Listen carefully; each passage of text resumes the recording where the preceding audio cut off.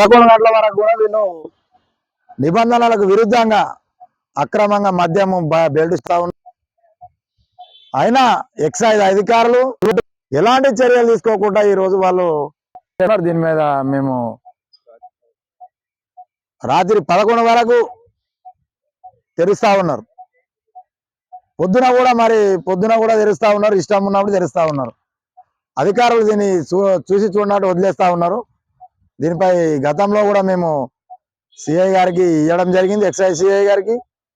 వారు మరి ఎలాంటి చర్యలు తీసుకున్నారని కూడా ఇంకా మాకు ఎలాంటి చేయలేడు. కాబట్టి వైన్ షాప్ల మీద ఖచ్చితంగా కిరాణా దుకాణాలు కూడా పాలట్లు మద్యం అమ్ముతా ఉన్నారు. ప్రజల ఆరోగ్యం దెబ్బతిని కస్టమర్లు ఖరాబ్ అయి కిడ్నీలు కాయి ఈరోజు భూములు అమ్ముకొని వైద్యం చేసుకునే పరిస్థితి ఏర్పడతా ఉన్నది. మరి ప్రభుత్వ అధికారులు ఈ ప్రభుత్వం ఏం చేస్తుంది మరి అని కూడా మేము డిమాండ్ చేస్తా ఉన్నాం, అడుగుతా ఉన్నాం. వైన్ షాప్లపై చర్యలు తీసుకొని అక్కడ నుంచి వైన్ షాప్లను తరలించాలని కూడా మేము కోరుతా ఉన్నాం. Hi everybody, this is Kiriti Damaraju. Like, share and subscribe to Saira TV. Oh Saira!